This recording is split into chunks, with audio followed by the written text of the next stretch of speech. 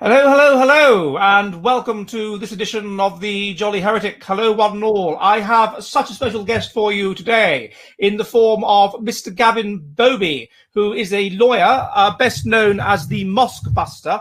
Perhaps I should tell you a little bit about them while I just sign into the old entropy, a little bit about how I became familiar with Mr. Boby. I watched a very interesting video of his on the quite appalling shenanigans that have taken place with regard to political activists.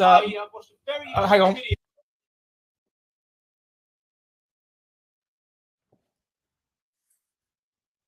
Political activists. Sorry about that.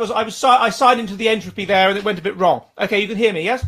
Gavin, can you hear me? Yes. Good. On the quite appalling treatment of Laura Towler by the Bank of Santander and the quite appalling treatment of Mark Collett by whichever bank it was that he had.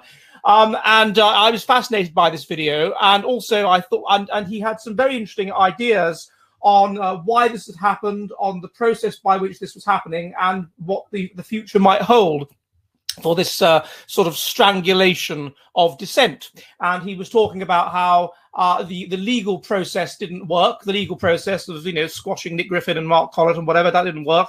And so this was the next attempt. And I thought it was very interesting. But anyway, we've got a number of things I'd like to talk with Gavin about. But I'd like him to start by introducing himself. So Gavin, hello. Could you tell the assembled several a little bit about yourself? Hello. My name's Gavin Boby. Some people call me the Mosque Buster, which is a nickname I'm very proud of, very privileged to have. People call me that because I stop mosques from getting planning permission. I think I've had about 62 battles, about roughly a slightly under 70% success rate, which isn't bad. That's twice as good as the state would achieve if the state set its mind to stopping mosques getting planning permission. So that I don't think that's bad. The ones I've gone on at the moment, I think there's one in Sheffield, one in Rushcliffe, one in Basildon, one in Slough, and the other one is in, I forget where the other one. It'll come to me in a minute. So there's five on. There's five on at the moment. I think there's going to be shortly. There will be a sixth one. I don't want to name that at the moment until I've jumped on it. But luckily, I get this is a good sign. I'm getting more help than I used to be getting, particularly financial help. People give me a £5 here and a £5 there, and that is enabling me to find and go after more of them. So I'm very grateful for that. It is satisfying work. You feel like James Bond when you take down a mosque planning application. So what kind of mosques are these? Are these specifically sort of fundamentalist mosques, are they? What kind of mosque are we talking about here? Well, I think what you might be getting at, is it only the extremist mosques I take on? Well, yeah. Show me a mosque that isn't extremist. Islamic doctrine is fundamental, is extremist. It is extremist in its nature. It is fundamentalist in its nature. You only have to look at the various, the way I put it, a friend of mine has a drinking game. He calls it the Quran game. And he says he always wins because he goes to someone who doesn't know, cheers, good health. In your eye. Cheers, okay. Cheers, everybody. Cheers, cheers, cheers. Yes.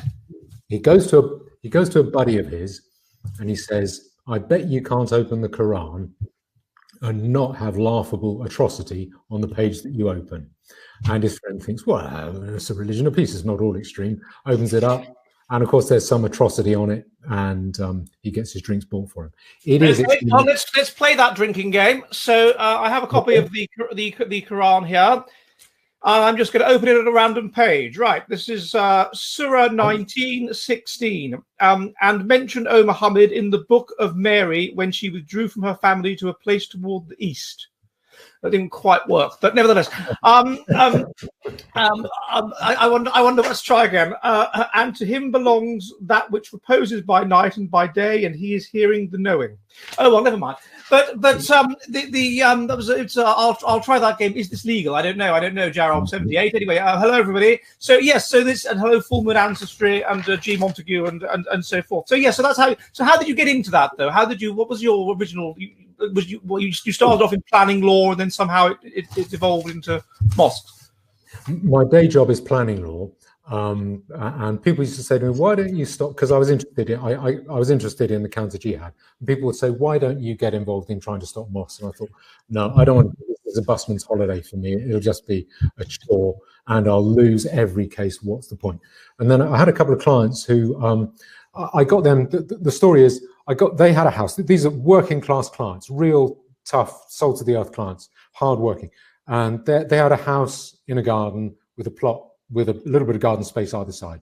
So I got them planning permission for a house on one side, then planning permission for a house on the other side. So where they had one house, now they've got 3. That for them is big money. That means that means not having to work again. That means safe retirement. And then I got an embarrassed phone call from the son saying, is there something we can do to say that when we come to sell these, we won't sell one of them to a Muslim family? Because if we do, some Muslim or a Muslim buyer will buy up that property, and he will make life a misery for everyone else in the streets. It will be deliberate, packet full of 19-year-olds, probably asylum seekers, and then force us to have to sell the rest of the properties. He lived in quite an enriched area. So this was a real fear to him. And I had to tell him, listen, if you stipulate that you won't sell to a Muslim, your feet won't touch the ground, you'll be up in court in nothing flat. So, and I was really, really irritated and fed up of it, because I take some pride in my work and being able to win or to serve a client. And so that irritated me. And I thought, to hell with you, I'm going to go after the next mosque planning application. And the one I went after, this was in 2011, was in Maidenhead, and you can see it up on the internet and or up on YouTube. And I thought, well, I'm not going to pull my punches. I thought I'm probably going to get arrested. I'll go in hard. That probably means I'll get struck off. Doesn't matter. I'm going to do it. When I turned up, there were mob-handed coppers there, and I know because my mum was a councillor who chaired a planning committee. Before that, my granddad was. So I know that a local authority planning committee doesn't require mob-handed coppers. It's the most genteel. It's kind of a dad's army event with the verger, and I mean it's one of those genteel English affairs. You don't have mob-handed coppers there, and I thought they must be there because there was no one else there. I mean, there was no audience there. It was just me, and I thought they must be there to drag me off afterwards. But no, I since learned that's what happens when you have a mosque planning application. Everyone pretends Islam's a religion of peace, nothing to see here, nothing to worry about. Meanwhile, you have the Black Mariahs lined up right round the side of the council building, and everyone's having to give their name as soon as they come in, and the policemen all have like coal scuttle visors on. So, right. But it went ahead, and I won it, and I thought. And I felt like James Bond. You have a 70% success rate, so that implies that these people that are proposing that there should be mosques constructed must be doing something very wrong in terms of their application. What it is, the way to win is planning has a political aspect to it, and the decision is made by politicians, local politicians, who are, what you do is you turn their spineless and cowardly self-serving against them. That is what usually works against us, because they'll always give in to Muslims, because they'll think, oh God, they're much more racist than you and I would be. They'll think, oh God, these bloody Muslims, they're always making trouble. Let's just give them what they want and just get them to go away. When they find out that ordinary ethnic English people are up in arms about it and are making their views known, they take an awful lot more notice of that. And you will see them turn tail in nothing flat. You will see at a council meeting, you'll see the decision comes before them for consideration at the council planning committee meeting, and you will see these councillors who've been saying it's wonderful, it's community, it's diversity. Did I say community? Well, it's about that. It's about community. You'll then you'll hear them saying that, and then they'll start to say to themselves, "Oh, I don't really like the shape of the windows, and parking's a bit of a problem. And wouldn't it be a shame if that place which was a shop was no longer a shop? I think we'd better refuse it. We're all in favour, but just not in this place." So you turn the gutless cowardice of the system to your advantage. So you turn the tables on the system. That is basically, that's how you win. So if anyone else is watching in any other country, I don't know how your system works, but you need to get a grip to get the politician's cowardice by the scruff of the neck, and you can twist, and then you'll win. I went to Finsbury Park Mosque, the Abu Hamza place, in 2004 or 5, and the chap was very friendly, although he did make my fiance stand outside in the rain. He wouldn't let her in. So I had her permission to go in, and then he took me round, even to the place where the women were, which he wasn't supposed to take me to, but he didn't care about that. And then he offered me a very, very expensive looking Quran, said he could have it as a gift, and I said, no, I can't accept that. It's too much. It's too much. I wish I had. I really wish I had. But it was this beautiful, beautiful, ornate Quran. So they can be friendly, but the part of London that I come from, Wimbledon, we don't really have. It's not really I think I've experienced. We have Hindus. We have Hindus in Wimbledon, Tamils. And they have a temple, and it's not a conspicuous thing. You wouldn't know it was a temple; it's just a building. They don't insist on putting up, on altering the skyline to assert that it's their territory. And I think that's one thing about it, that you're altering the skyline, the image of a city, of a town that we have as in England. The houses and the spire of the church. And once it's a minaret, then I can only think of it in terms of sort of, what's the word, just damaging the confidence and the morale of the people that it's there. That's what I see it as a sign of. That's its explicit aim. That is the aim of Islamic doctrine, to take over and replace and annihilate the culture that went before it. It's the golden thread of Islamic doctrine is to make war against the unbelievers. The religion is only for Islam. It is explicitly genocidal in its essence. That is the thread running throughout it. Yes. Now, the other thing that I was very, very interested in as well, that we talked about a little bit before the show, was your views with regard to the breakdown of the state. And this brings me back to something that I've been saying on here for ever since I've set up the channel. Really, that as far as I'm concerned, we're becoming less intelligent. We're breeding for stupidity, for a number of reasons. One of them is welfare. One of them is feminism, which encourages stupider women to delay fertility. One of them is immigration, of course. One of them, but the main key thing just seems to be that when you get to a certain level of wealth, then people that are more intelligent stop being religious because they're not stressed anymore. They stop having these martial values, these instinctive values of self-preservation. They rationalize everything, including having children. And so consequently, the IQ starts to go down. And on that basis, what I would predict is that we will go backwards, and we probably already are going backwards, into a state which is less democratic, which is more conservative. All these things seem to sort of fit together and would be predicted by declining IQ. But you were saying before the show that you have some theories on how the process is going to pan out. Can you tell me a bit about that? Well, I think that the current state system we have is going to break down, is going to collapse. I've talked about this in videos a few times. I don't think there's any way to avoid that, primarily for economic reasons. I think if it doesn't collapse for economic reasons, it will collapse for multicultural reasons, because multiculturalism, the massive numbers, the massive growth in the Islamic population, the massive growth in the Afro-Caribbean population, they're proposing a massive growth in the Hong Kong Chinese population as well. That creates a society that it will break down. It will break down under the weight of demands and the weight of conflict on that society. Particularly if you're talking about Islamic doctrine, which explicitly wants to collapse the host society in order to establish its own society. But I don't think it will come to that. I think it will simply be if you get another serious credit crunch, you are likely to get into a feedback loop. Welfare doesn't get paid.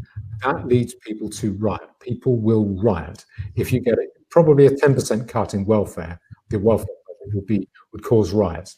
That then reduces the authority of the state. If you then reduce the authority of the state, that then reduces the state's ability to take tax and to manage the economy, which in turn reduces the ability to pay welfare. So you get into a feedback loop of Can I just interrupt? What percentage of the British population are effectively taking more from the system than they put in? Do we have an?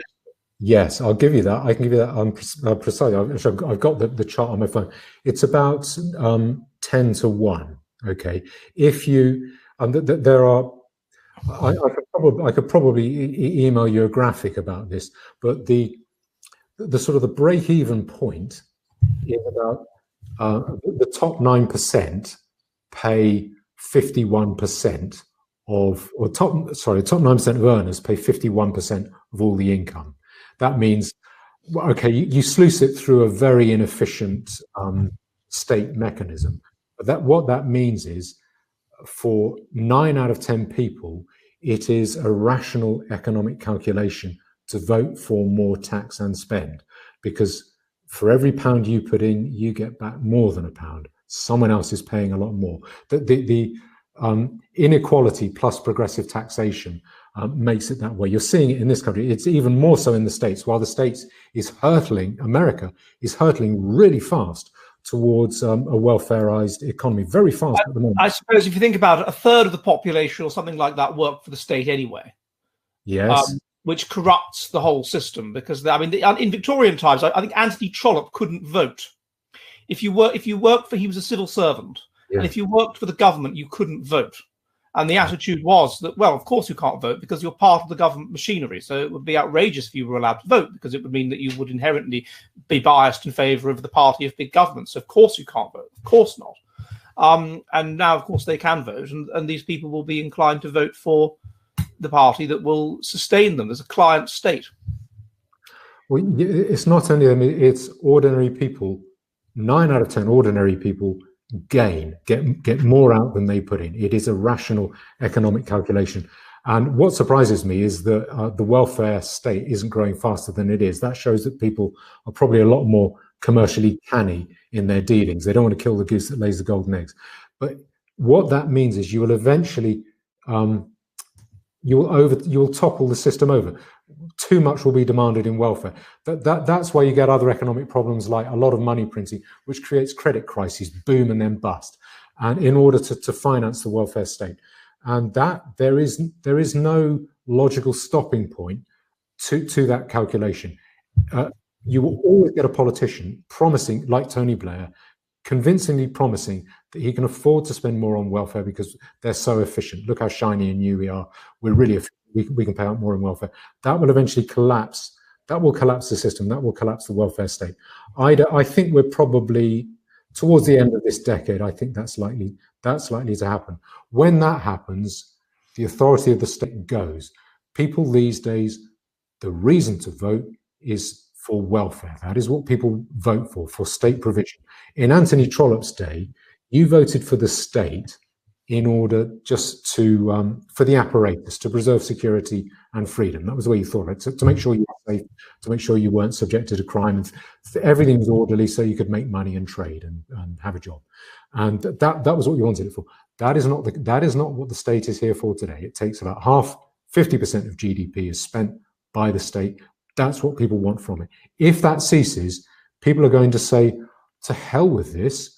I don't accept the authority of the state. I voted for it to provide this welfare for me. It has broken that deal. I don't have to keep my part of the agreement. I think that's a good point as well in terms of the individualist way of seeing things. So previously, you would in the Victorian era or before, you would accept the authority of the state because the state was a manifestation of the community. And there was a sense in which, there was, in 1800, there was 8 million people in England, and the average person was probably seventh cousin to the next person. So you were a closely related, close knit community that was genetically, everyone was quite similar to each other, which predicts cooperation. You had this religiously imbued system whereby, well, of course, you accept the authority of the monarch because the monarch is put there by God, and I believe in God, and all of these things would hold you together. And therefore, all you would ask of the state in return for cooperation is minimum protection. Whereas now all this has fallen apart. We're genetically more diverse, even without immigration. The two average English people are now about 12 cousins. Then you've got the system of the immigration and whatever, which undermines trust within the ethnic group as well as between ethnic groups. And so all of that's gone. All of those things which meant that you could, the state will hold together in the absence of welfare because, we just want protection. That was a kind of different world, really. That was a religious world. And they've undermined that. Yes, totally. And I think that will go. I think we have been willingly fed a bunch of lies about the ability of the state to take care of us. We believe that it can, should, and will take care of us from cradle to grave. That's just nonsense. It can't and it shouldn't.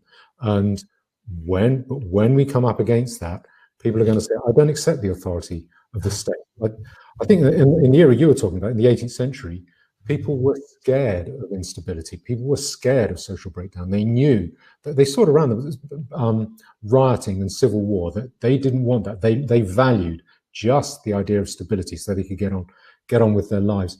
That's not a feature today. People think that civilization just distills naturally from the atmosphere, like mist, like rain. It's our right, like oxygen. Well, and people also think that welfare provision is their right, like oxygen. If you try to debate with someone who's moderately liberal, if you try to say, is there a right to universal healthcare free at the point of need? Is that a human right? They look at you as if you're trying to say, is there a right to oxygen? And I think that bodes ill for the survival of the state authority.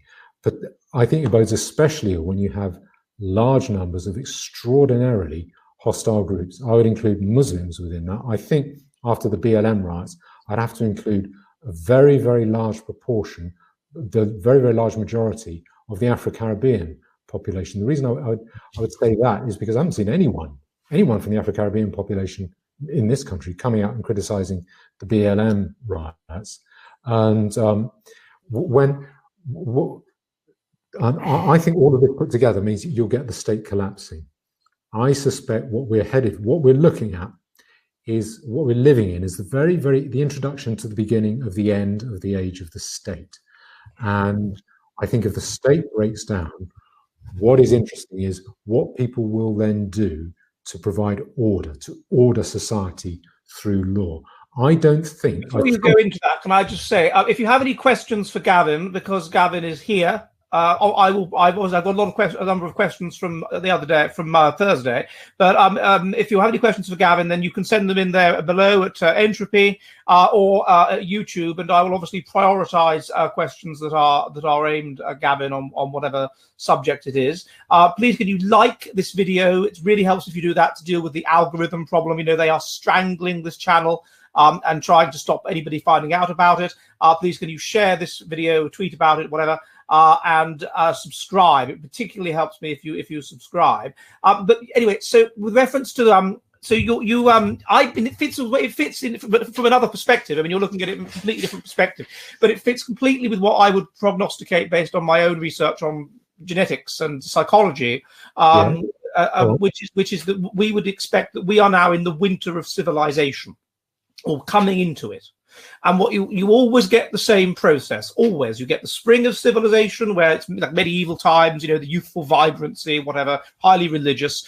And then you get that moves into the summer of civilization, where it sort of bears fruit. The conquests, the 16th, 17th century. Then you get the autumn of civilization, where you bring in the harvest, as it were, to follow this metaphor.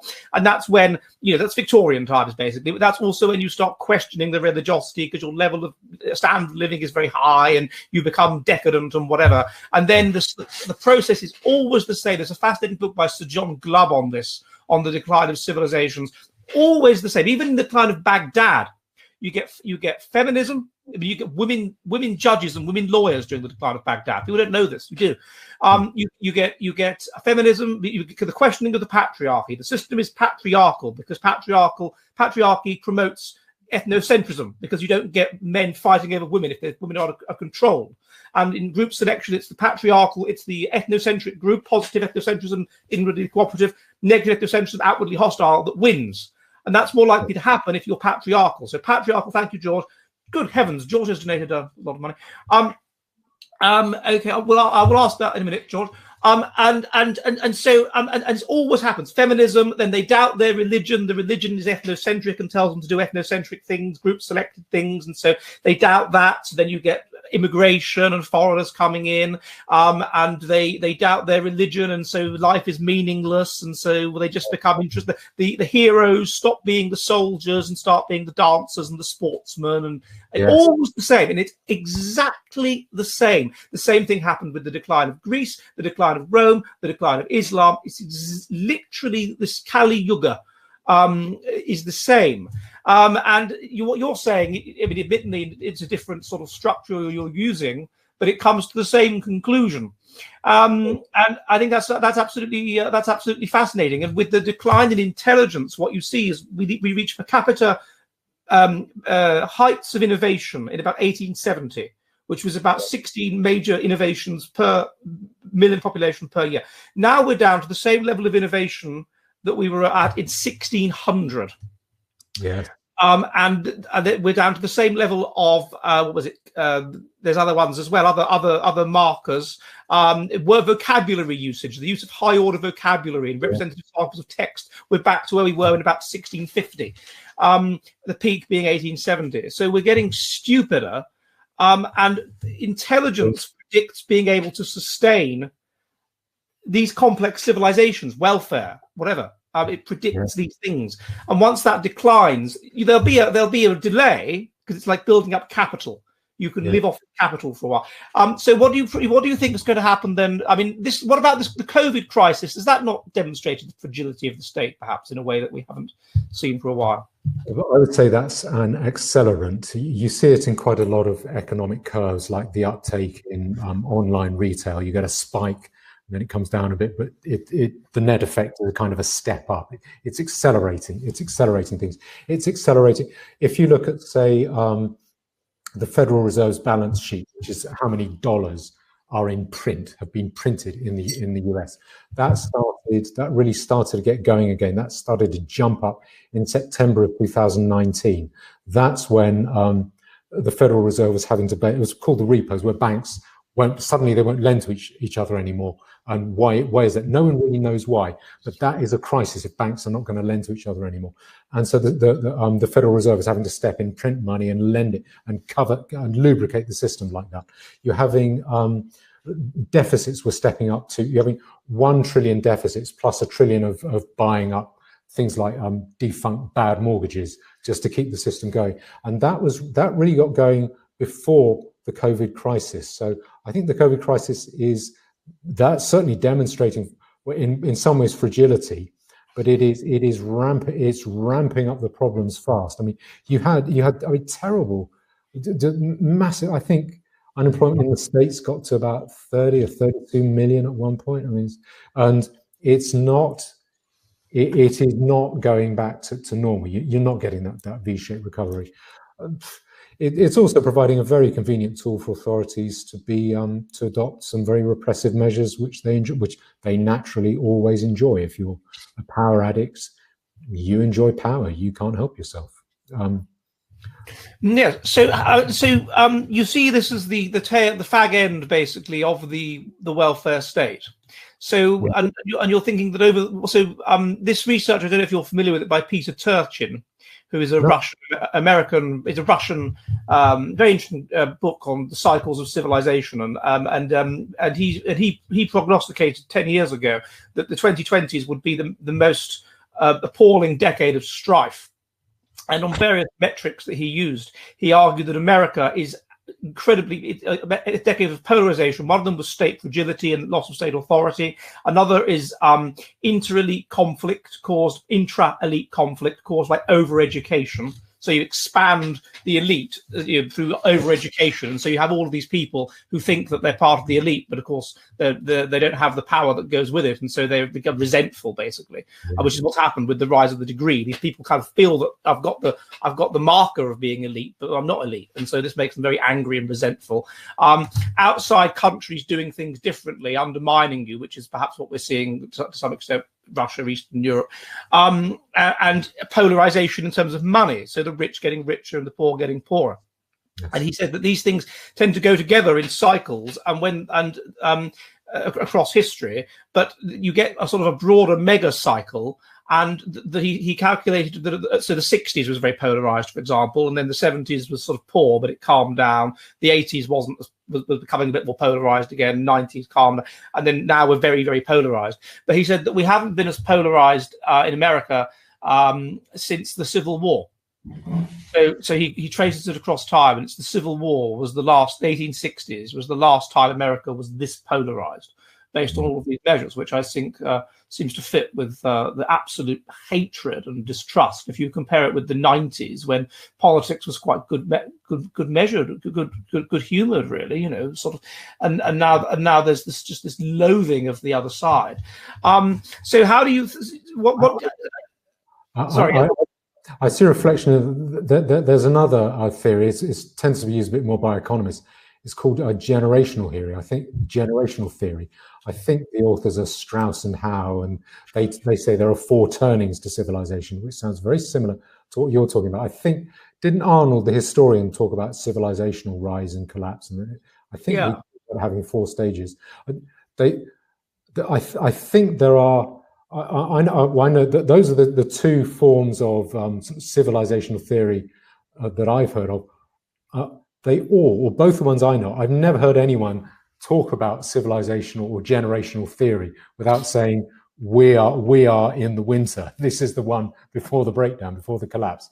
That seems to be a common theme, but rightly so, I think. Well, I suppose if you're not in the winter, or at least in the autumn, then you're not particularly self-reflective.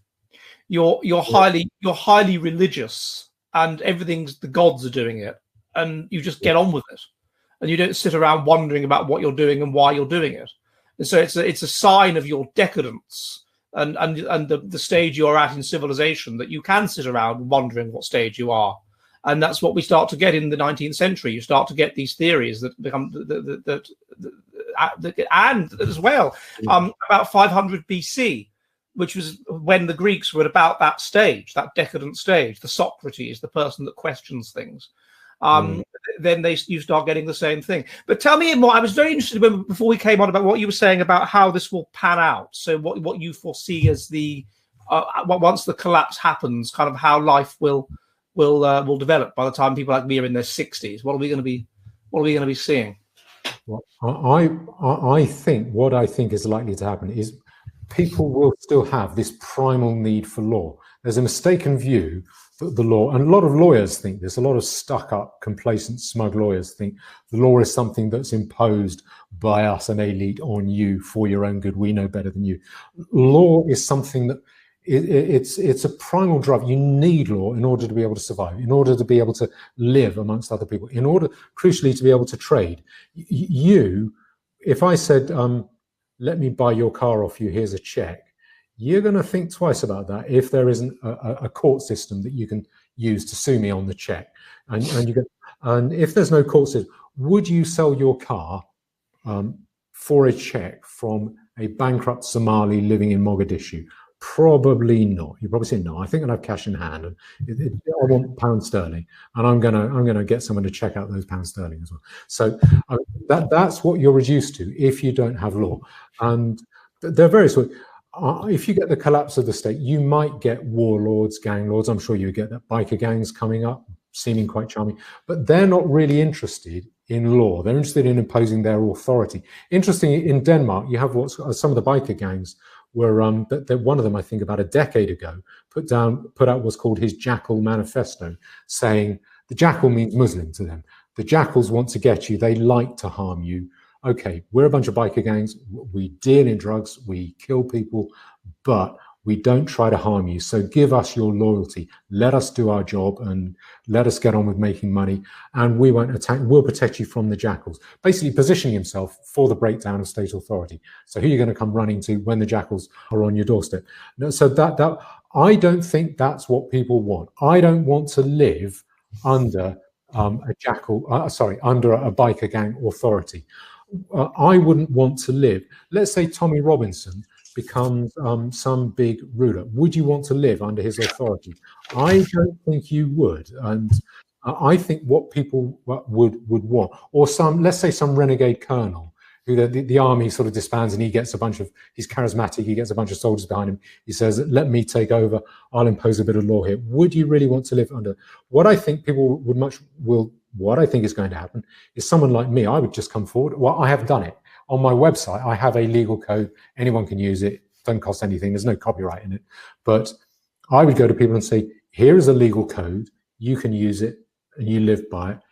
Join, and you're effectively joining a club where you each agree to observe the rules in your conduct towards each other. You have to pay a bit of money to pay for the court system and the coppers and the bailiffs and enforcers and maybe a few jail cells. But and what that enables you to do, that would say you could say, you could then say to me, if you want to offer me a check for my car, you can say, you see this certificate here, that shows I belong to a legal system. It shows if I bounce this check on you, you can sue me. Therefore, you can trust me to deal with me. Therefore, I can't give you £1,000 for your car like the other guy's offering. I'll give you 900 quid. But you know that 900 quid. For that to work, presumably you'd have to control an area of land. I'm not, well, practically, I think it would tend that way. Not necessarily. Let's say you and I could operate under a system like that, and you're in Poland or you're in a foreign country and I'm here. We could still operate under rules like that as long as there was an enforcement mechanism.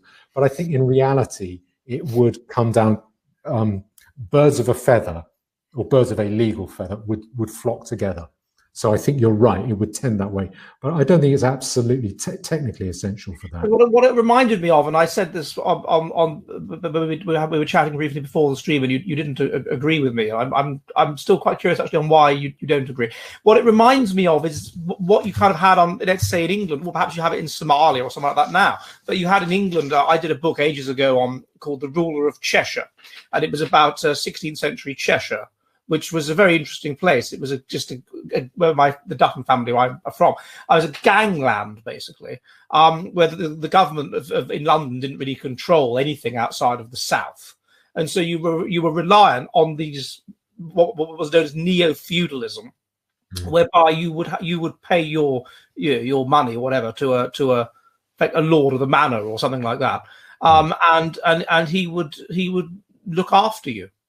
And if somebody pissed you off or somebody tried to trespass on your land or whatever, then he would send in a gang and sort them out. I mean, there was effectively a legal system in the sense that these people would have courts. I mean, they would set up their own courts and they would try people under Cheshire law, which was different from English law. And the Cheshire head of state was the king, but the king as the Earl of Chester. And it was a separate sort of, but it was basically a gangland, these competing groups that were vying for control that you kind of pay your dues to, essentially.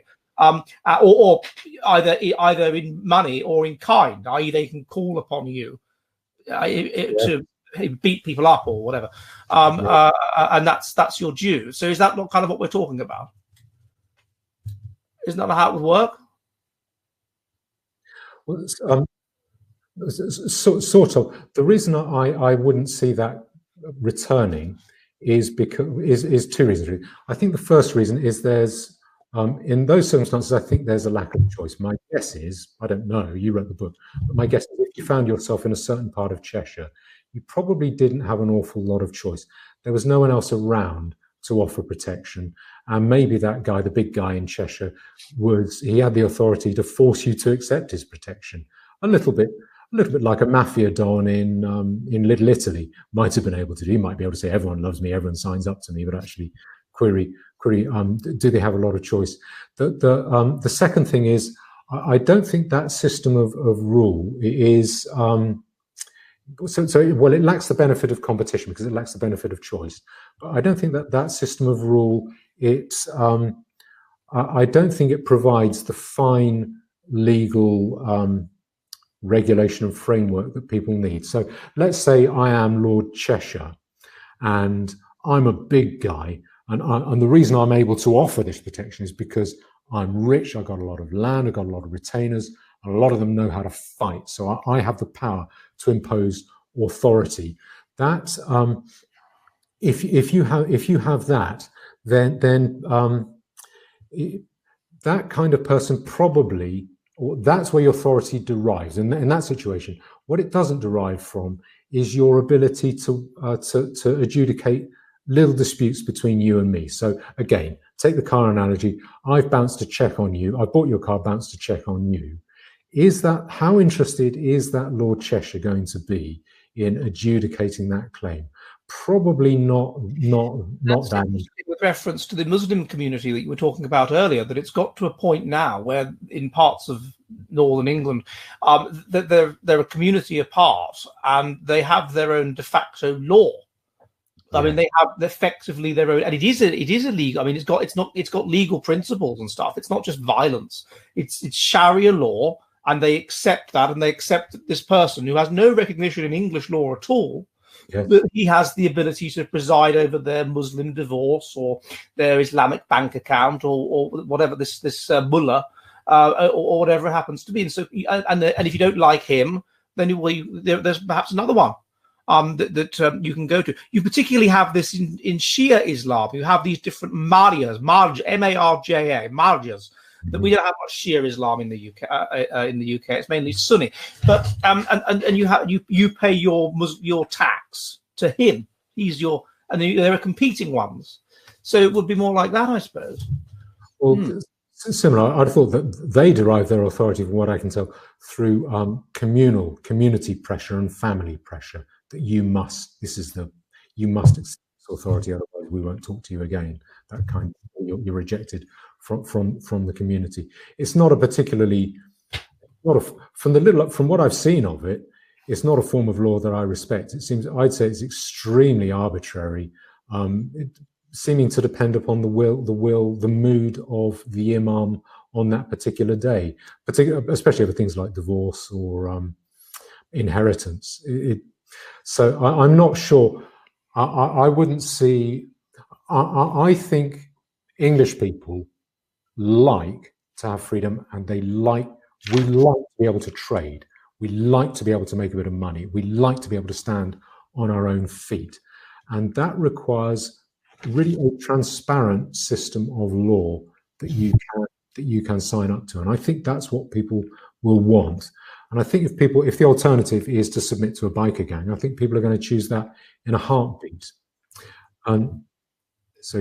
Years ago, I was asked to speak at a conference at a place called Sointula, which was a utopian Finnish community that was founded on an island off the coast of British Columbia in about 1900. And of course, in theory, they are under the control of the Canadian government, but in practice, what are you going to do? I mean, there's about 1,000 people that live there. It's an hour by boat from the mainland. The boats are a few times a day. It's gangland out there basically. Now, unfortunately, it's not that ganglandy because it's composed of basically ex-hippies and Finnish immigrants. But there's no police force there. There's no police. There's no services. It's all, and so what happened was people got together and created it. And people just got together but based around the local gym or something, and from there you pay us money and we'll do this for you, and we'll do this for you, and we'll do this for you, and that's kind of how it started, because there was a vacuum, and so sort of community-minded burger values types, busybodies, whatever you want to call them, set up their own system. So I suppose but there's no competition there. The other thing I wanted to ask about is what you were the video which Drew, I hadn't heard of you before I saw this video, which was on what happened to Mark Collett and Laura Towler's bank accounts and all this. So I wonder if you could just tell the viewers about what happened there and your views on how that might pan out. I'd very much like to talk about that. Before I do, can I just mention, following on from what we were saying about some kind of private legal code, the sort of future that we were kind of envisaging there. The question that I'd put to people is, if you are choosing to join some kind of legal system, how many people realistically are going to choose to join one that allows the practice of Islam in it? If I ask you that, suppose you're living in England and you think, well, I've got to sign up to some kind of legal code, and there are two, they're identical, except one allows Muslims and the practice of Islam within it and one doesn't. You're going to join the one with no Muslims in. If you've got children, it's not. If you've got daughters, there's no question which you're going to allow. And if you follow on from that, that means the other system has got twice the proportion of Muslims in it, which means that quite a lot of the people in that other system are going to say, it's too Islamic now. I used to be politically correct, but now I'm going to join the non-Muslim area. in which you get a feedback loop, and that is how I think we are going to resolve this problem. Well, I would note as well that one of the things that you said before the show was, of course, that once this happens, we'll be in a situation where we'll be pretty stressed. Oh, very. And so then your kind of instinct and your survival instinct and whatever sort of comes in, and your sort of decadent desire to virtue signal will go the way of the dinosaurs, really. And so you've got to. They're being asked that question about what kind of legal code you want in that situation. I think that's the salient point as well. It's that in that level of stress. Yeah, and you'll get. I think that if that happens, it will create feedback loops, very conservative, almost medievally conservative feedback loops, which I think that's how this gets resolved. Simply because no one will allow Muslims in their area, and if anyone does, they'll suddenly find they've got all the Muslims in their area. It becomes a real black and white choice: all the Muslims or no Muslims, and people will move out. And then when you get that separation, it becomes easy to regain your own territory. But anyway, I wanted to put that in. Mark and Laura, should we? Yes. So yeah. Well, what do I say? If I tell you the sequence of events that happened to them is the Times did a hit piece on them. I think it was a disgusting hit piece, actually, given the graphics it showed. There were some graphics saying the world will be baptized in a bath of blood or something, like some horrible graphic. I mean, these people, I have never heard Mark Collett or Laura Tyler talk in those terms at all, in any way at all. Quite the reverse. In some ways, they're gentler than I am. They talk about repatriation through voluntary payments. I don't think it's going to work. I think it's going to take much more sober methods or sober conditions than that. So, and I certainly don't talk about baptizing the world in a tide of blood or whatever it was the Times were talking about. So the Times write this horrible hit piece article. I think they have a track record of doing that. This is what I was saying, that I've seen them do it with other people over the last decade, appearing to giving the impression of wanting to almost gloat, but certainly to appearing quite proud of having got people fired, which I think is, and for a newspaper to want to publicize its role in getting people fired for the non-criminal expression of opinion, that's not normally what a newspaper should be doing. So query how that arises. Why is the Times doing that? And consistently doing it? Why has it done it in the past as well? So they then write that article. Then shortly after that, Laura Towler and Mark Collett, at the same time, they each get their bank accounts with different banks, so far as I'm aware, different banks. They get their bank accounts cancelled, and the banks say, "You're fired. We don't have to give you a reason. We're not going to. Don't ask any questions. You're gone. Get out.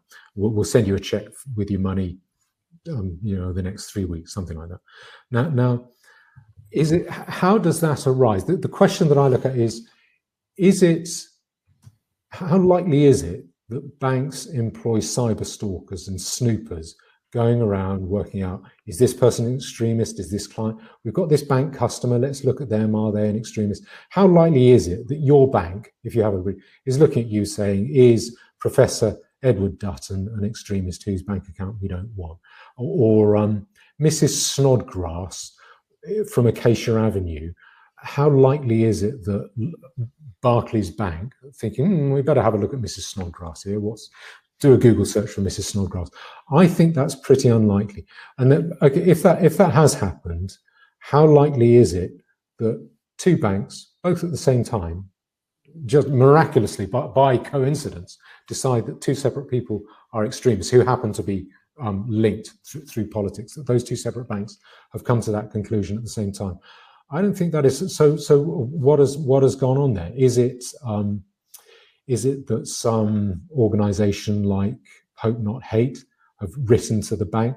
I haven't heard of Hope Not Hate writing to banks. They normally write to YouTube or PayPal and try to get you, because that's the low-hanging fruit, because you've got a few big tech companies who control your right to speak. That's where and who are forever going on about feminism, about multiculturalism, about equality,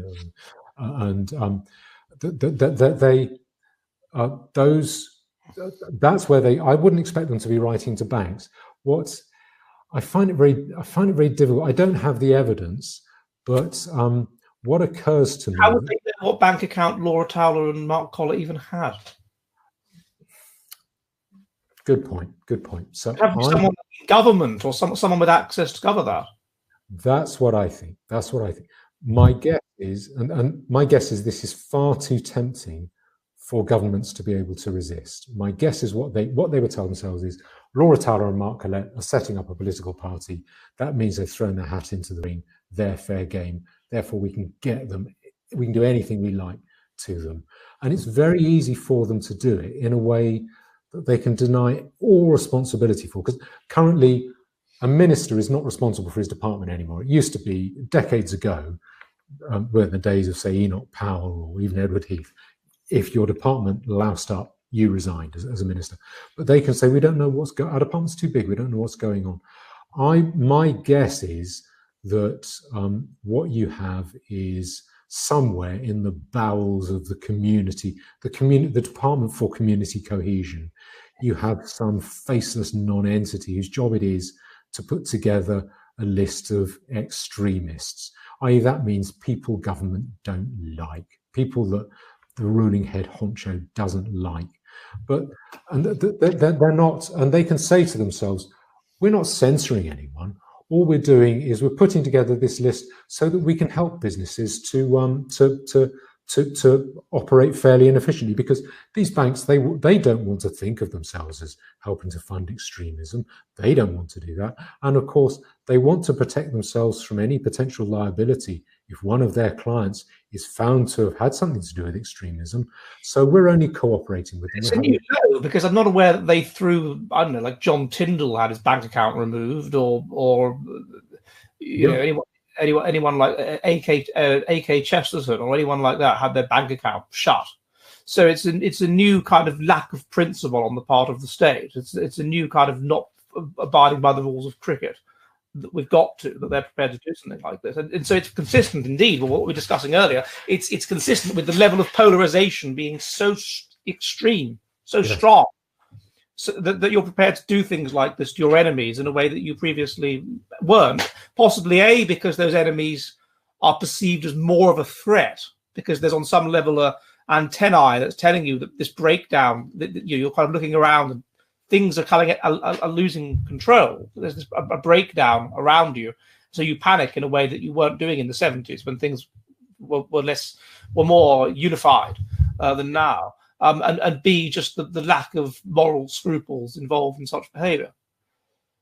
Yeah, Arthur Scargill, who explicitly said he wanted to take down the system and collapse the economy, I don't think he ever had his bank account taken away from him. In the miners' strike, some assets were sequestered, but you didn't have that. I think if you go back to in the 1930s, Churchill, when he was speaking out, and he was very unwelcome in a lot of government circles, he was still supplied with cabinet papers throughout that. So very much it is a new low.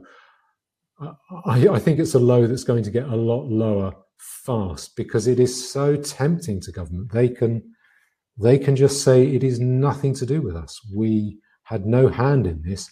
If there's some non-entity, some civil servant trying to cooperate with banks, basically going to banks and saying, you see this list, if anyone, this is a list of your customers, we think these are bad guys, and you're on the hook if they do anything bad, because then we're going to come looking at you, because you help them to finance their activities. Do you want to be caught in the jaws? Well, surely you can't. You're not helping them finance their activities. They're not doing anything illegal. They're just having a bank account. It's not like you're financing the IRA. Well, let's say if you have let's say a terrorist finances his activity through a bank, or has a bank account. But banks are supposed to be alert for fraud and terrorism, and malpractice, financial malpractice, one of which will be terrorism. So let's say if Osama bin Laden had set up the local branch of the TSB would probably have some questions to answer if he find it. One of the things you said, though, in your video was that you felt that the attitude was that basically the legal means of suppressing the dissidents didn't work, i.e. Nick Griffin, Mark Collett trial, 2006. And so this is therefore what they've chosen to do. Can you expand a bit on that? Yes, yeah. They can't get you legally. It's too blunt a mechanism. It's too expensive. It's you can't shove juries around. They will not convict when you want them to. This is part of. Well, I'll give the general background is the legal process has become corrupted through administrative means, and that is what you see is people getting charged with things that are not crimes. Burning a Quran is not a crime. If I own a Quran, I can burn it. It is not a crime, but you're getting people arrested by the police because for burning a Quran, and then miraculously they don't end up getting charged because there is no charge that fits that. And what that is that's an administrative mechanism with politicians going to chiefs of police who are effectively administrative lackeys to the politicians, saying, I want this person charged. And you're getting, and also the charges that tend to get imposed are non-jury charges that will only get heard by magistrates because juries are too stubborn. Juries don't like getting shoved around. So you're getting the abuse of the system. The Mark Collett and Nick Griffin trial, the acquittal was in 2006. I think the speech that Nick Griffin made, I think it was in late 2004. I think it might have been in 2005, where he said, referring to Islam, he said, this wicked, vicious faith. Now, anyone is entitled to say anything they like about a religious doctrine. If he was referring to Christianity, no one would have, or Catholicism, no one would have batted an eyelid about that. But he was talking about Islam.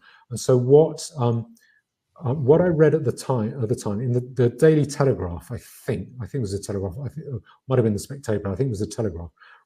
I forget the name of the journalist, but reported that he had been told that those charges had come from the very top level of government, which I can believe because the BNP were active in some northern towns like Bradford. And when you had the Bradford riots in 2001, Tony Blair tried to say this wasn't Muslims rioting, it was the BNP's fault. So they were out to get the BNP.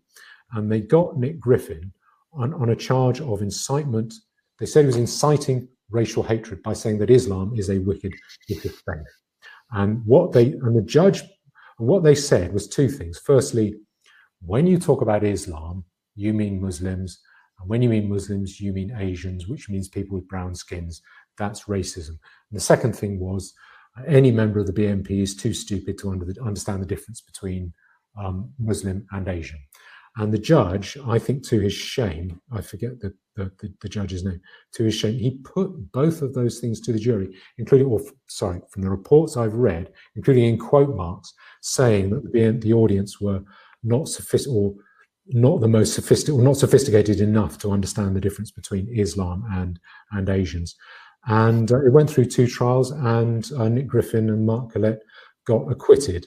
And it was very embarrassing for the government. It had failed, and Mark Collett and Nick Griffin, quite rightly, were spraying champagne outside the court because they're rightly been acquitted. They committed no crime, and that was legal persecution. I think, and at the same time, what you had was the government, I suspect, trying to do a deal to get the Muslim bloc vote, saying we will make criticism of Islam, we will ban it outright, we will make it the same as incitement to racial hatred. So if I say on air now, all black people are bad and you should be nasty to them, then my feet won't touch the ground. That's incitement to racial hatred. Or you should hate them. That's incitement to racial hatred. If I say Islam is a bad, hateful religion, that is no incitement to racial. That is no offence. But under the legislation that the government put forward in the religious hatred bill, what they wanted, my feet would not. I'd have been in jail long ago simply for saying Islam's a horrible religion. It's very violent. It wants war. Then that's it. I would go to prison. As if I said that about all black people wanting that. And that's what they couldn't get that through. They couldn't get it through the House of Lords. The House of Lords effectively neutered it by saying you have to combine that with a threat.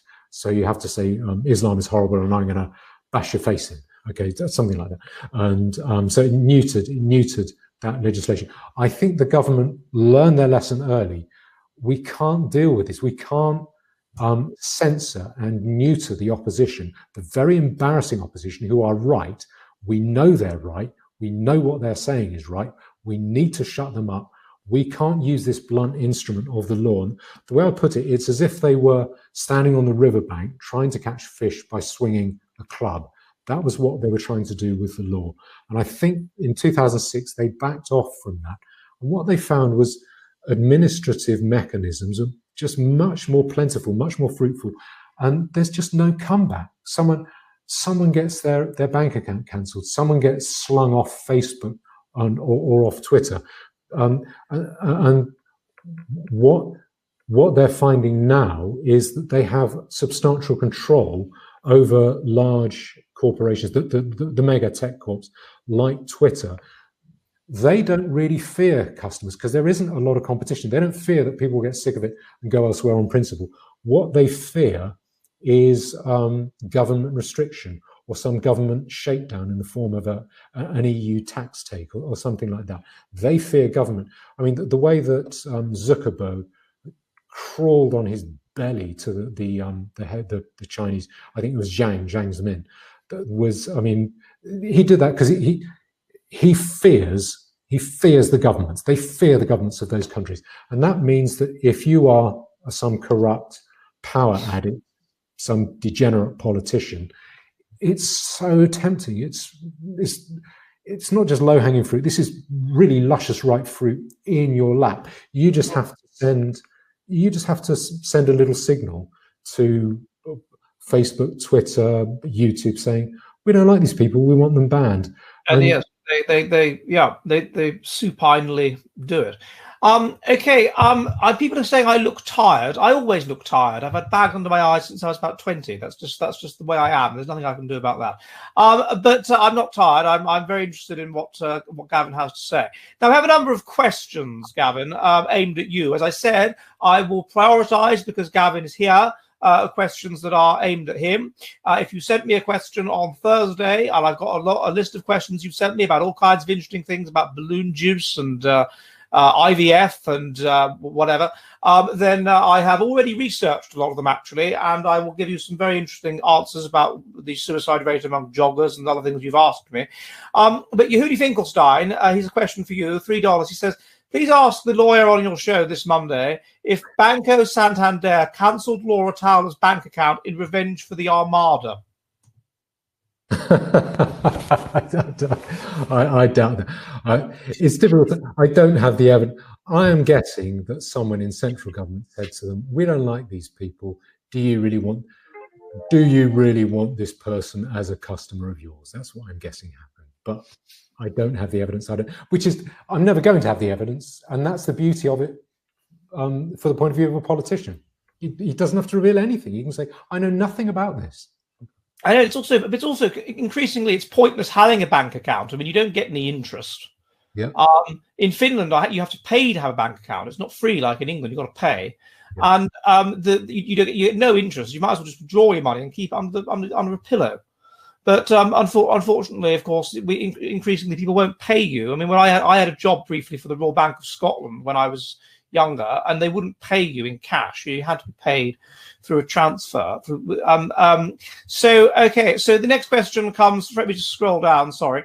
Okay, from Brian Thompson. Thank you very much indeed, sir. And he says, does Gavin know the likelihood of an American right-wing dissident having to confront the financial legal chicanery which Laura and Mark have just had to deal with? Sorry, do I know of an example of a right-wing American?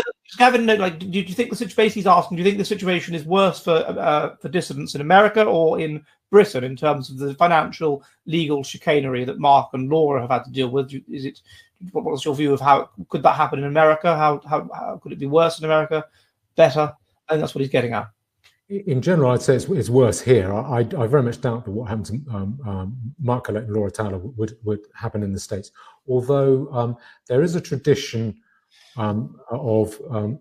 in America of the government letting loose a horrible tax investigation against you. So if you have some think tank, a right-wing think tank, conservative think tank, what the government will do is just go and investigate the tax affairs of that think tank. I think both parties have done this. I think Bill Clinton did it a little bit. George Bush did it quite a lot, ramped it up. I think went after the Dixie Chicks like that a little bit, and a pop band. But the one who really perfected it was, I think, Barack Obama. You just quite nakedly, you would get a hostile think tank. Right, we're going to tie you up for years in litigation over your tax investigation. Yeah, so we don't do that so much in the UK, and in Finland they don't bother with these tax because tax is public. Okay, the next question comes from done that one. Okay, £100. Thank you very much indeed. And he says, George, $100 or pounds. Thank you very much indeed, sir. Most generous of you. He says, I think we're bang in trouble. What do you make of technocracy? I'm not really familiar with the term technocracy. I'd like to answer your question in depth because you have spent a lot of money. Gavin, are you familiar with the term technocracy? I think what that must mean is the control of the public space online by a few giant tech companies. They have so much control. They rule our right to speak. I see. Yes, well, my answer, I'll turn over to Gavin to you in a minute, but my answer is, yes, it's extraordinarily dangerous because it subverts democracy.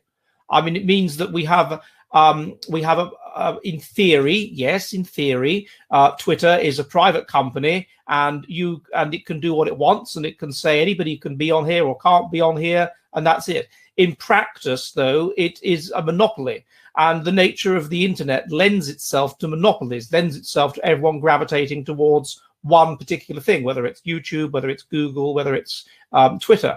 And so and this becomes the de facto public space, the de facto, in the case of Twitter, the de facto place where you go to watch videos, in the case of all kinds, in the case of YouTube, the de facto social networking thing in the case of Facebook or whatever. And so it becomes extraordinarily dangerous then for them to have that much power, for them to be able to just throw people off and whatever, when they're not actually accountable to anybody. So they're not accountable to the laws, or they're not accountable to the American Constitution on free speech or anything like that. They're not accountable to any of this, and yet they are de facto a governing body. And so I think with government de facto, tremendous powers, but they're not accountable. And I think that's extremely dangerous, and that subverts democracy. And so particularly if more and more of your life moves online. And so I think the solution is either that you break them up. So you say you've got over a certain amount, that's it. But that's unlikely to work, because then, of course, you've got it naturally gravitates towards monopolies in the system. And so better still, it just needs to be regulated by a sort of libertarian government, let's say America, that says this is it, we will remove you, or we will tax you to the hilt unless you uphold the American Constitution on things like free speech or whatever on your site. And if you don't, if someone breaks the law, fine, that's illegal. But otherwise, this place should be considered, like a street, essentially, in law. And that seems to be the only way forward. And if you don't do that, then you have what is encroaching, as more life moves online, you have this encroaching sort of dictatorship where you can't say what you want. Although I can see why it's happened, because these things have become the equivalent of newspapers, which are, of course, I mean, if you go back to the 90s, it's like you couldn't read dissident stuff in things that were on said in Smiths. And in a way, for young people anyway, Twitter and Facebook, it's like going to Smiths. I mean, that's kind of what it's like. That's where they go to get news. So I can see why they've regulated it. But no, I think it's very, very dangerous, and it needs to be a sensible government should control it. What do you think, Gavin? I agree. I think it's very dangerous. I think it's likely to get worse in the short to medium term, simply because big companies are going to get bigger. That is the momentum. That is what's happening with the printing of money. When you have a lot of money printing, loose monetary policy, a lot of lending and low interest rates, that money it tends to go into share markets, particularly because low interest rates will favor big long-term investments, because having your money tied up for a long time has a small cost to it. So you get it misallocates investment into these big long-term companies that seem to get massive power. So I would expect companies like Facebook, Twitter, YouTube, Google, or the FANG stocks, Facebook, Amazon, Apple, Netflix and Google, that they will their rise, their spike in their price, that's just going to continue. What I've heard some people saying is that the NASDAQ, the tech stock index, that's going to take over from the Dow Jones. That's going to become the real stock index that people focus on. But I think it's going to be focused on a few small companies. I think I think the FANG stocks, is it something like a quarter of the total stock market value that they constitute? I mean, massive amount. So I don't see that changing. Where I think it's extremely dangerous is because it's dangerous in itself because you get these unaccountable, highly politically correct companies. I mean, Google seems absurdly PC that they control the public square, but you also, they're very vulnerable to control and influence by governments. And this is what I think we're seeing. I think this is a jamboree time for a politician. We can just get anyone slung off. We can silence anyone we want, and we don't have to appear to have lifted a finger. It's great. There's no comeback. There's no accountability. Those companies fear us because we can simply threaten. They put pressure on them post 2016, basically, as far as I mean. Or Google has been, I think, cleverly kind of infiltrated by leftists anyway. That's one. Yeah. But of course, they will always be attracted to power. These people that are leftists, they're high in dark triad traits, and they will be attracted to anything that involves power and individualism because they are individualists. But because they've lost control with Trump and with Brexit and whatever. Henry Walker says, Gavin, when will the dollar collapse? Well, that's an interesting. I would say I'll give a strange answer. When the annual deficit reaches 20% of GDP, okay, there appears to be a law of history that says when your shortfall each year gets of total GDP for the country, that's when society becomes ungovernable. I say it through two things. There's firstly a fellow called an economist called Vasily Solyunin. You've never heard of him, you never will. But he advised Gorbachev, because Gorbachev was a fool, an idiot, really. He didn't know a thing about economics. He advised Gorbachev to liberalize the economy. Gorbachev couldn't do it because he was a true believing socialist. And so this economist, he then retired, watched the collapse come. And at the end of it, he thought, well, I've got to make something good come of this. And he analyzed at what point did the Soviet Union fall? And he said it was when their deficit hit 20% of GDP. And he looked, is this the same in other countries? So he looked at all the governments that kept falling in Latin America. And he said that the common factor for those governments that kept falling was that you'd get a military takeover or a coup or a revolution when the annual deficit hit 20% of GDP. Also, the history of inflations in Europe and Eastern Europe throughout the 20th century, that tends to say that when the annual deficit hits 40% of tax take, and given that the ceiling for tax take is about 50% of GDP, that would suggest it's about the same. So when your deficit is about 20% of GDP, that's when society becomes ungovernable. And so when's that going to be? At the moment, what the Federal Reserve, what they're getting ready for, and what the Bank of England has already engaged in, is not lending, creating deficits. It's just printing money and handing it out. The US, I think the US is going to do that, and Britain has already done it under a temporary measure. I think it was $500 million. That's a big temporary measure. So I would say, if you want me to put a date on it, I would say we're going to start seeing currency collapses, I would say second half of this decade. I would say. Okay. Henry Walker asks you, Gavin, will Australia and New Zealand become Chinese colonies? I don't know enough. God, that's good, because Australia is really dependent on Chinese trade to take its resources that it digs out of the ground. I don't know enough to say. Canada has a lot of Chinese immigrants, so this could protect against declining IQ. Gavin, another question for Gavin. David, $10. Thank you, sir. Are any politicians even interested in banning welfare? It's a proxy for low IQ, for crime, for immigrants, for certain minorities, but they'd lose votes. Well, one thing I would say about that before Gavin answers is that a lot of people that are on welfare don't tend to vote. But anyway, Gavin, what do you think about that? Are politicians even interested? I mean, could you persuade politicians to welfare? I missed your comment, Ed. I was thinking a lot of people, he's saying that they'd lose votes for banning welfare, but the kind of people that are voting correlates with IQ. So low IQ people tend not to bother to vote. Yeah. Well, yes. I would say Western governments love welfare. It's a way of buying people off. As long as you're handing, it is a transfer of money that people can see. There are a lot of transfers of money that people can't see. Money printing transfers money from the poor to the rich. You can't see it though. You don't see the inflation. It's not visible. The check doesn't land on your mat.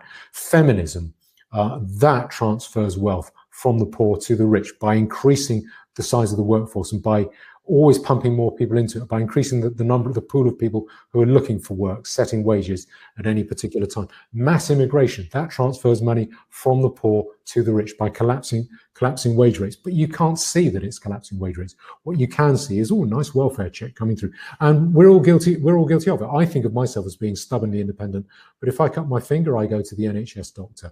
I'm going to I'll go to, we all have this to some extent. We like a little bit. We're using a bit of welfare. Governments like it because it's a great way to keep people dependent. People will bite the hand that feeds. They won't try to cut off the hand that feeds. Okay. And another question we have for you, Gavin, is in the coming decades. This is from Henry Walker. Thank you very much indeed, sir. He says, in the coming decades, which countries in Western Central Europe will, in your view, fare the best? That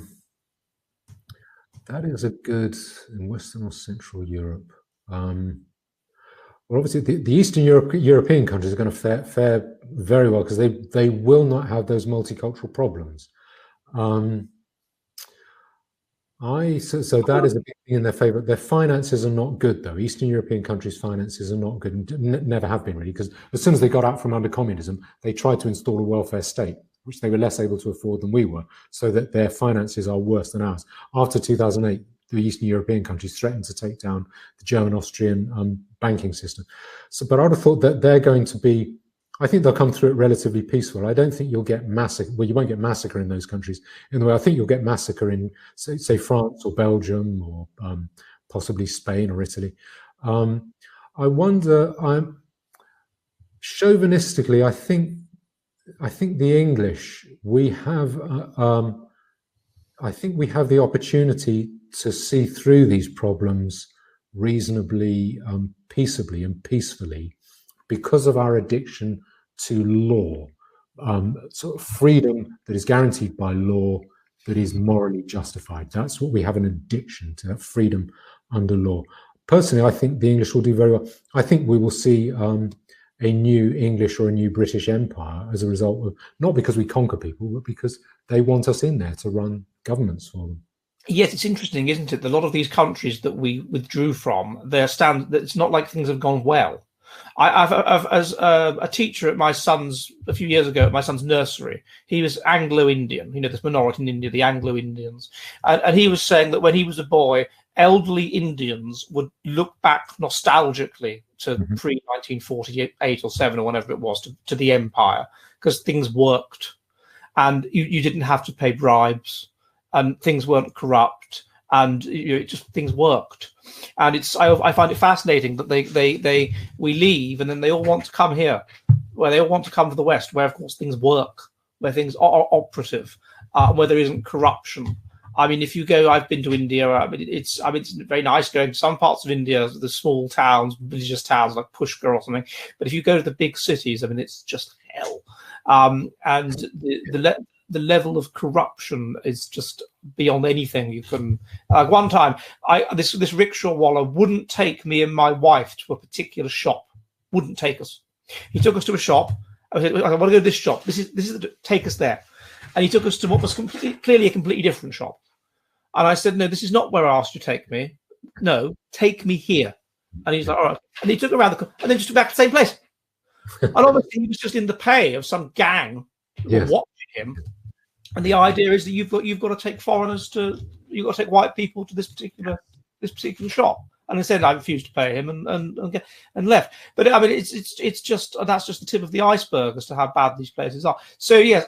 Anyway, the next question is from Silence is leaden, and he says, are there any mosque busters working overseas?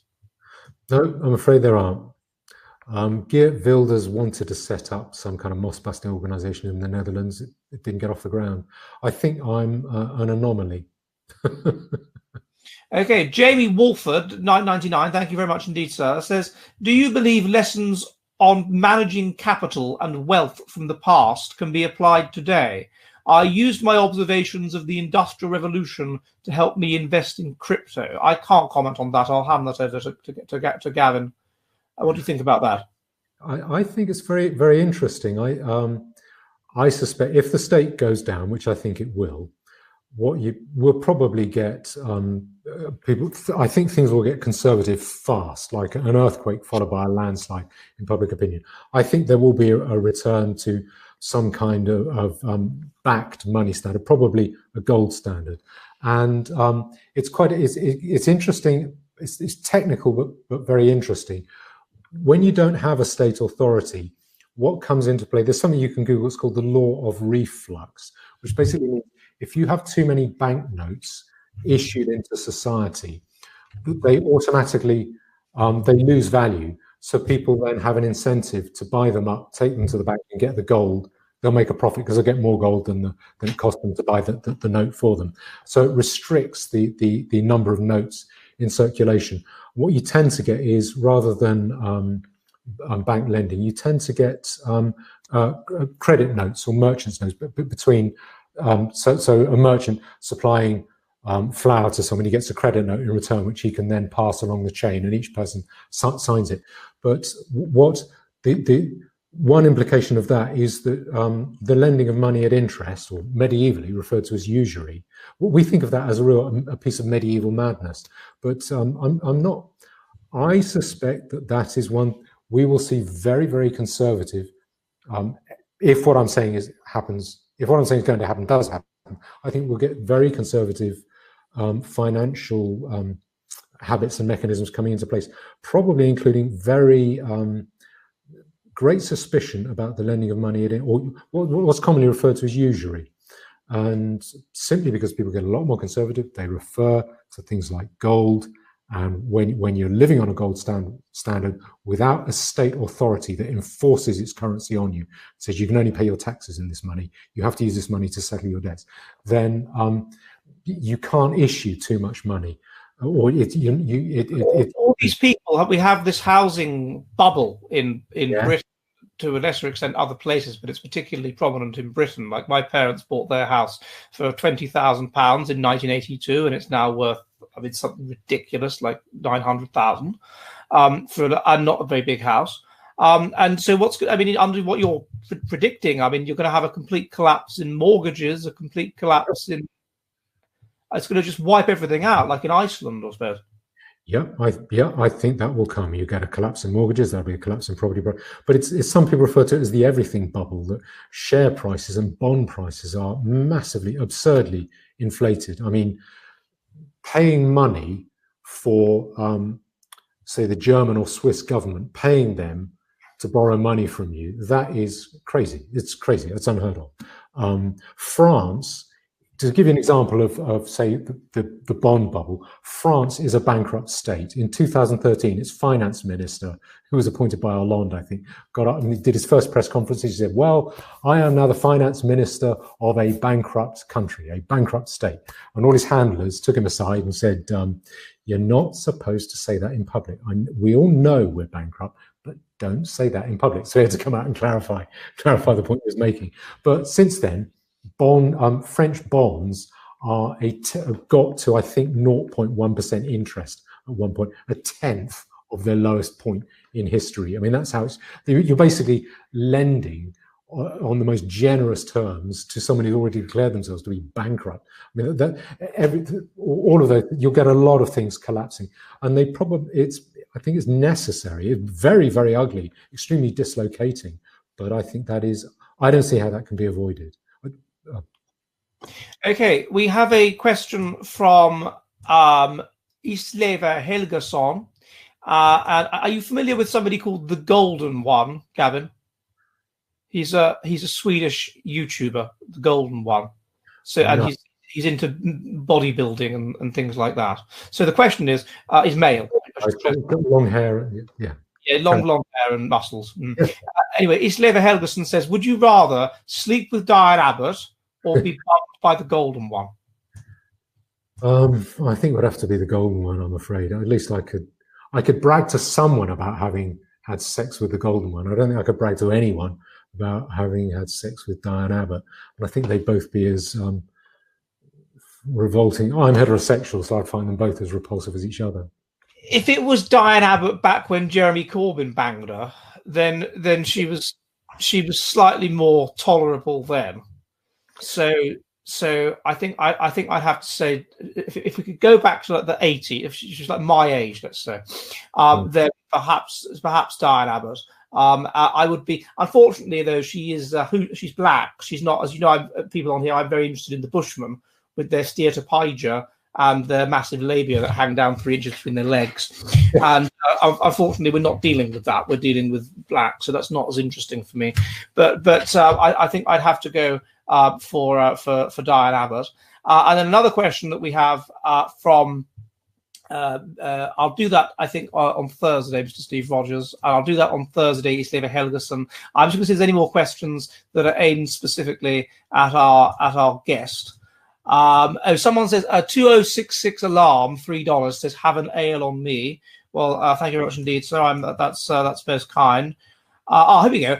Meat suit wielding brain, $3 says what would be the view of your view of the future of Britain predicted by you two's combined what would be the view of the future of Britain predicted by you two's combined world views? Okay, well, I don't know how different Gavin's worldview is from my worldview. Do you mean the sort of perspective that we come from this from, or something like that? My view of the future of Britain, I firstly think it's likely to break up. So I think that there's this pressure north of the border, which has been brought in by wee Jimmy Cranky and her gang of paedophiles, and I think that I think that's gonna continue as this divergence. So I think it's likely to break up. That's one of the most immediate things that I think is going to happen. Once that happens, then I think you're going to get increasing areas which are not going to be under the control of the state. So it's going to be rather like Northern Ireland, where parts of Londonderry or Free Derry, where even now basically the government isn't in control. They certainly weren't in control in the 80s and 70s. You're going to get areas like that. They're just no-go zones for Europeans. I think you're going to get perhaps even a breakup within Britain, because the level of polarization between these leftist liberal types that voted against Brexit and hate is so strong, and they're so focused in certain places like London and Manchester. And so I wonder how even England can sustain itself. So that's my thoughts. What do you think, Gavin? I agree with that. I would go a little further and I would game theory it out a bit further. Well, this is where I think the feedback loop I was talking about comes into play. Let's say England breaks down along county lines, let's say. So you have all these different rules. It's fragmented and broken. If you and I are in the Sussex zone, and let's say we let's talk about Islam. Let's say we say we don't want Islam practiced here. If you're practicing Islam, no one who practices Islam is eligible to join our system. A lot of people are going to flock to join it. A lot of people are going to flood to join it. And then next door in Surrey, if they're saying, well, Muslims are perfectly free to join up to our system, what Surrey's going to find is that you have an awful lot of Muslims in Surrey. All Sussex's Muslims go into Surrey. And then the people in Surrey are going to say, hold on, I didn't sign up for this for 3 times the number of Muslims in my area. I don't like this anymore, because they get exponentially more confident and violent with greater numbers. So they will, the non-Muslims of Surrey will sign up to the Sussex system. So the Sussex system will then cover Surrey and Sussex. And then so those Muslims then go to the next county, Berkshire. So the Berkshire system, and then Berkshire has Berkshire's Muslims plus Sussex and Surrey's Muslims. So it's 3 or 4 times the numbers. And then if you you can view that. I think you can view a lot of things. Crime and criminality. Let's say you have, let's say predatory paedophiles. Are people going to say people with a record of being a predatory paedophile can sign up and is eligible to join that system? I think a lot of people say no. What about drug use? I think a lot of people will say, I don't want drug use in my area, particularly if people say they become wanderers, unable to find a system that will protect them. My guess is they will just get pushed out into a little outback badland area and eventually eased out of the country altogether. That's what I think will happen. So lawless badlands that get squeezed and then emptied.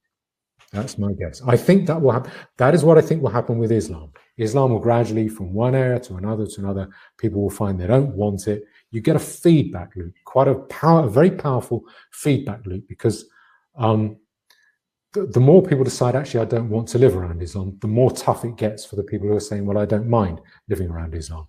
And then the more people will decide they don't want to live around Islam. So you get a feedback loop. And so eventually you just get solid Islamic areas, which are likely to be the unproductive, hellholes, really. I wonder, any of your viewers, go to an Islamic area, go to Bradford, go to Saviltown, ask yourselves, can these places support themselves? They will go, in a matter of weeks, they will become just hellholes, I would say, really awful, in a matter of months, without services, without utilities. And then eventually it becomes open to say, we will now buy up your territory. Here's a one-way plane ticket, a little bit of cash to go. It's not survivable in your area. This is what you have chosen. This is what you have brought on yourselves. You are stewing in your own juice. We will give you a way out now. And that is a way that avoids violent ethnic cleansing or massacre. I think that is a much better way. I suspect that is a way that will happen if we are able to retain and maintain law once the state goes down. Okay, two final questions before I wrap up. One is from George, £100. Thank you very much indeed, sir. It's extraordinarily generous of you. And he says, how do we win this war on our minds? It's quite a large question. I will start first before I hand it to Gavin. The way I see it is that demographics is destiny. The people that breed are those that are resistant, seemingly, are those that are on the far right and those that are very, very religious among white people. And those people are outbreeding, not inconsiderably, everybody else. And so what I would suspect would happen would be in the coming few decades, this has probably been going on since the 60s, and so in the coming few decades, you will start to see the evidence. There's already is some evidence for this, that people that are younger are more conservative. People that are now 18 are as conservative as people that are 40. And it shouldn't be like that. But they, on a number of measures, they are. And so I suspect that the war on our minds is simply going to be naturally won eventually by the fact that the people that have maladaptive ideas and these sick, spiteful mutants that persuade society to act in a maladaptive fashion, ideas such as that you should put other ethnic groups before your own, that life has no meaning, that life is pointless, that you should put other species before your own. These ideas that would have been washed out under normal Darwinian conditions because they would be maladaptive minds associated with sick bodies that wouldn't survive childhood. And now we have lots of them. These people they don't breed. And so they do a tremendous amount of damage in the period they're around, but ultimately they will just die off. And so I think eventually, therefore, we will move back to a more conservative sort of and religious. And I don't say necessarily, it could be tyranny. It could be, I'm not saying free, but it could be religious tyranny, but it will be more right wing. That's how I see it. But what do you think, Gavin? How do we win this war on our minds? Yeah, I agree with what you've outlined there completely. I would say winning the war on our minds, I think the big thing, the big drug, is the welfare drug. That is what is persuading us to hand over, to knuckle under to hand over power to politicians and to accept all their depredations. This idea, well, as long as the welfare keeps flowing. I think this, again, I would say this is actually I would call this a Darwinian idea, that people put their material, their survival first before civilization. You worry about your individual survival and survival of your family. And in a big state, welfare state, that means keeping the welfare checks coming. And I think that is what people are doing. It's a really, really sick, unnatural habit to be getting free money coming out of the sky. That is, it is not sustainable. And when that goes, I think it won't so much be the war on the mind. It will suddenly be people's minds flip. Suddenly, it's like the guy who's been lying on the hospital trolley with a powerful morphine drip in his arm for a decade, suddenly wakes up out of a coma and probably a bit of a hangover, in a bad mood. Okay. Okay, I've got 2 more questions. Don't send any more questions now, because I'm going to wrap up. Okay, so one is from Jamie Wolford, 9.99, and he says, I see the encouraged immigration into the county as well played clever stratagem to increase house prices. How could someone young use this, you mean country, to their advantage? So how could someone young use to their advantage the fact that immigration has increased house prices? Well, I'm afraid that if we're thinking the house prices are going to collapse, sir, then it's not much good investing in houses, is it? What do you think, Gavin? Yeah, it depends on what you think is going to happen to house prices. If you think they're going to keep going up and up and up, that would mean try any way to get your foot on the housing ladder. If you think that, I think at some stage house prices are going to go down very sharply, probably with houses getting given away, a bit like they were in Detroit. I mean, I think you get one house free if you'll knock down the house next to you, I think, in Detroit. So. Yes, what a record, Detroit. What a record. They're turning it back into prairie. They're turning it back into prairie parts of Detroit. Yeah. So they come from the farms. They come to Detroit. They turn it back into farmland. Okay. The final question is, Gavin. What is your guest view on monarchy? That's our final question. I quite like it. I think it performs a very good function. It unifies. It provides clear, humane lines of authority. A clear pecking orders probably are necessary, and seems to me to be a very humane one. It probably depends on.